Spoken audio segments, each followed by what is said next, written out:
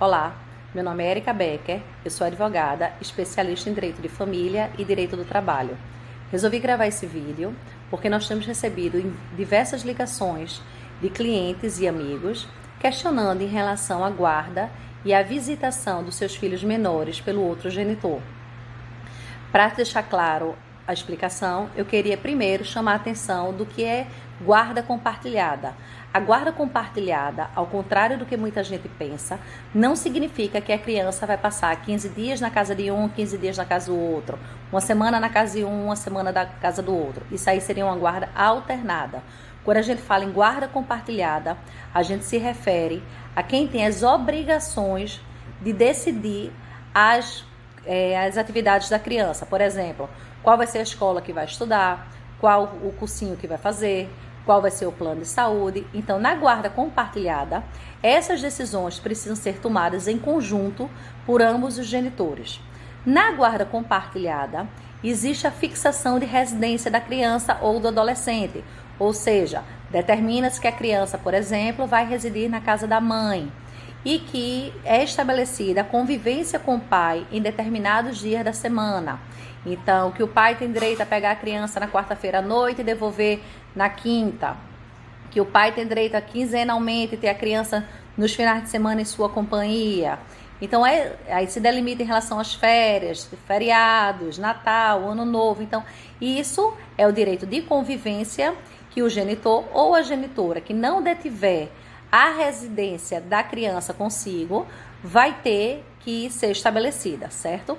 Esse momento de pandemia é um momento muito singular nas nossas vidas e singular inclusive para o direito. E alguns questionamentos têm sido feitos no caso de pessoas que já tenham a visitação estabelecida judicialmente. O mais importante sempre no direito de família é a questão do bom senso.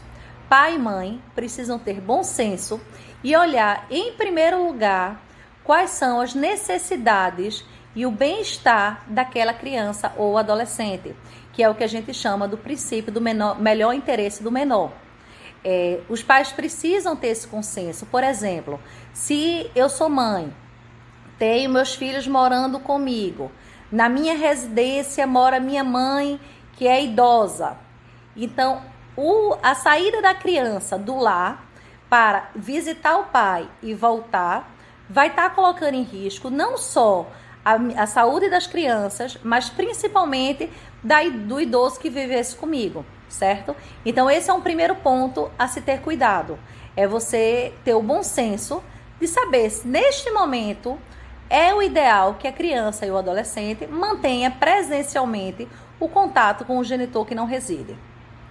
Um outro aspecto é a questão de como pode ser dada essa visitação, caso a criança não fique mudando de residência, mudando na hora para exercer a visitação. Então, hoje em dia, do jeito que a gente está fazendo essa gravação, existem inúmeros aplicativos, inúmeras formas que as pessoas estão se adaptando para um convívio entre si, pais e mães, irmãos e irmãs. Então, da mesma forma, pode acontecer com as crianças e o adolescente. Então, aquele pai ou aquela mãe que não tiver o contato diário com a criança e não esteja podendo exercer a sua visitação, pode, inclusive, naquele horário que já era pré-determinado, ser facilitado esse contato, ou de forma até mais livre, né? Então, que a criança e o adolescente não deixe de ter o contato com o genitor que não detém a fixação da residência nesse momento, mas que ela seja feita da forma mais segura possível.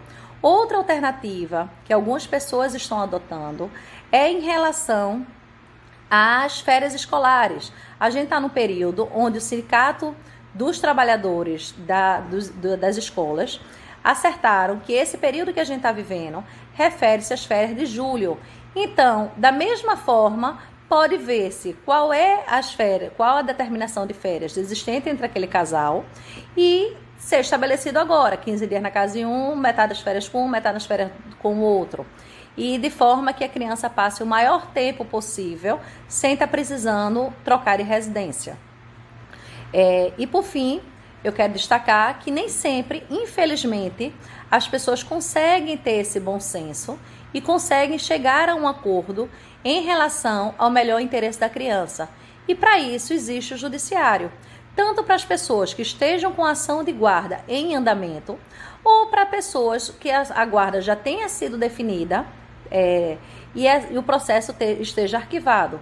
Então, nesses casos, é importante que vocês consultem um advogado, de preferência especialista em direito de família, de sua confiança, para que ele possa propor uma ação, no caso de processos de guarda já arquivados, ou peticionar nos autos da ação de guarda existente, pedindo para que o juiz, nesse momento de pandemia, estabeleça uma exceção, conceda uma liminar, de forma que a criança, se for o caso, seja impedida de ir para a casa do genitor. Por exemplo, vamos supor uma pessoa que seja médico ou médica, esteja trabalhando na linha de frente do coronavírus e que isso possa estar colocando em risco a saúde da criança. Então, nesse caso, o outro genitor que não detém a guarda, não detém a residência da criança ou do adolescente, pode, através de um advogado, propor uma medida judicial a fim de que a visitação presencial seja suspensa nesse período, tá? Então, o importante é que tudo seja feito judicialmente para que lá na frente nem genitor, nem genitora tenha qualquer prejuízo por estar descumprindo os deveres de guarda e da convivência com o menor. Para facilitar ainda, nós fizemos uma cartilha, uma pequena cartilha esclarecendo alguns pontos que, caso você tenha interesse, pode nos mandar um e-mail. Vou disponibilizar aqui meu e-mail, o e-mail do escritório, para que, caso vocês tenham interesse, nós possamos repassar essa cartilha para vocês, a fim de ajudar outras pessoas. O nosso objetivo maior é que as pessoas e as crianças possam ser protegidas pelos seus pais, que são aqueles que têm originalmente a maior obrigação de cuidar da saúde física e mental dos mesmos.